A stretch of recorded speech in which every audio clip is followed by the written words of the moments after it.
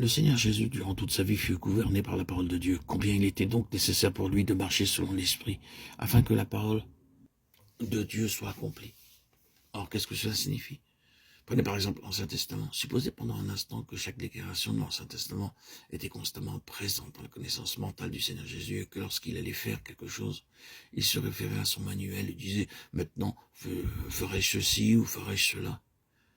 Que dit l'Écriture au sujet de ce que je dois faire? Cependant, chaque partie de l'Écriture contrôlait sa vie. Dans un certain sens, il était responsable de tout ce qui s'y trouve. Tout s'appliquait à lui.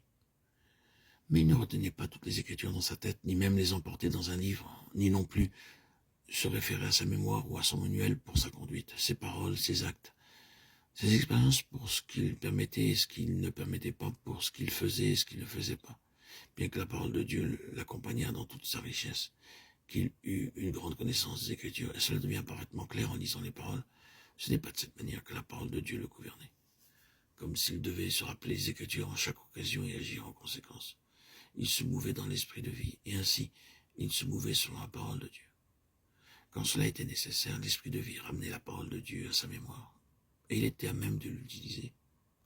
Combien il l'utilisa, et mis à part une situation de l'Écriture et un souvenir présent d'un passage particulier qui gouvernait un incident donné, l'esprit se mouvait, accompagné de la vie, en relation avec la parole de Dieu. Il était gouverné par la parole de Dieu, de sorte que même alors qu'en tant qu'homme, il était impuissant sur la croix, incapable de faire quoi que ce soit, il est dit de ces conditions même, afin que l'Écriture soit accomplie.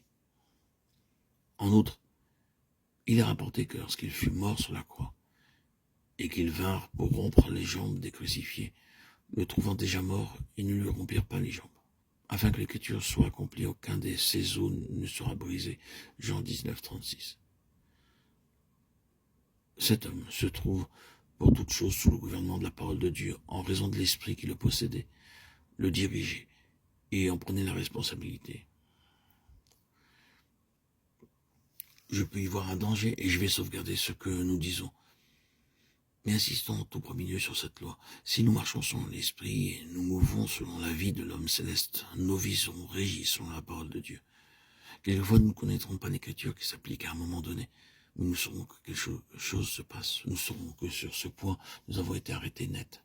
C'était comme si quelque chose disait au-dedans de nous. Ce n'est pas juste. Tu devras corriger cette affirmation. Il y a en cela une faille et tu devras la rectifier. Combien de fois nous avons connu cela? Après coup, nous avons découvert où nous étions trompés. L'esprit de vie ne laisse pas passer ce qui est contraire à la parole de Dieu, si nous marchons sur l'esprit. Assurément, ceci devrait être pour nous un grand réconfort et une grande aide. Mais il y a un danger auquel nous avons besoin de prendre garde. Ce que nous avons dit ne signifie pas que nous pouvons accepter la possibilité d'essayer de marcher selon l'esprit et négliger la parole de Dieu. Nous ne pouvons pas dire, eh bien, tout ce dont nous avons besoin est de marcher selon l'esprit et nous serons en accord avec la parole de Dieu. Nous n'avons pas besoin de nous en inquiéter. Il y a beaucoup de gens qui vivent dans ce qu'ils appellent leur esprit. Ils reçoivent du Seigneur, ils reçoivent quelque chose et agissent sur cette base et ensuite se révèlent être une violation directe de la parole de Dieu. Combien souvent nous avons rencontré cela? Des gens reçoivent des choses de la part du Seigneur et font quelque chose qu'ils pensent provenir du Seigneur, et de toute évidence, la parole de Dieu est positivement contre ce qu'ils ont fait.